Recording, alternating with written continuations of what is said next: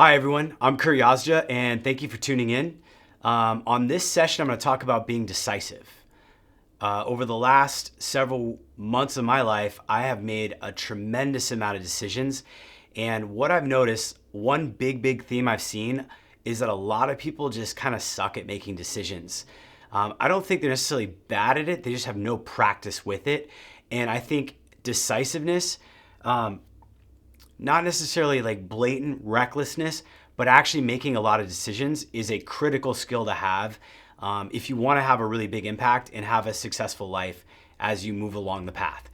For me, there's a couple of examples of this, and really what it comes down to in my experience is not wanting to make a mistake,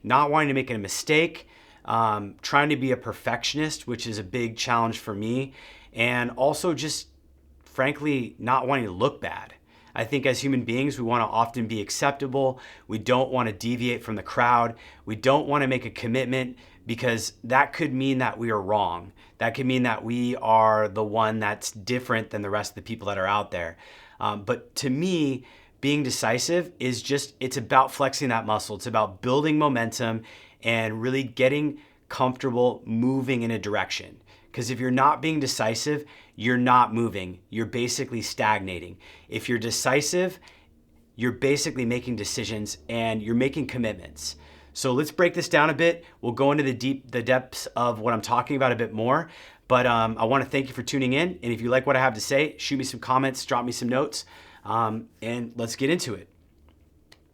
So, first thing, what do I mean by being decisive? Well, what I mean by being decisive is making a decision you're thinking about. I'm not talking about something high level like trying a drug or eating ice cream or going and doing something that's not necessarily healthy for you. I'm talking about decisions you've been putting off, things you know are good for yourself, but that you have actually been waiting on. You're waiting for something to happen. You're not quite sure if you should decide on them. I'm talking about those things, whether that's I'm going to go to the gym 3 days a week. I am going to hire and double or triple my business sales force. I am going to bring on more online support for my overseas team. I'm speaking a lot of personal examples as a business owner running a team right now of roughly 20 different staff members and divvied up amongst 4 or 5 managers. For me, it's about making those firm, committed decisions with deadlines. And if you can schedule it, it's even better. That's really what a true decision is about. A big book that I'm a big fan of, Think and Grow Rich, talks about burning the boats, about really just having full faith in the decisions you're making. And I kind of grew up in a conservative household where mom was trying to save money, was always looking for the downside risk and trying to minimize that. And I understand the value of that. But in human psychology, if we don't make a decision, oftentimes we're better off conserving energy, playing it safe. So when I talk to, one of the biggest things I see out there is I'll talk to millennials, I'll talk to people that I'm interviewing for our company, I'll talk to individuals, I'll be on a date with a girl and she'll be trying to figure out what she's doing. And it's a lot of the same theme. It's like, I don't know what to do. I like this, but I like that. I'm not sure what to do. And I always say the same thing. I'm like, look, you just have to make a decision. I'm running a business. We do several million in sales each year and we're growing fast. And I just don't have the luxury of sitting there and bouncing back and forth between decisions. I have to make decisions fast and I have to be effective.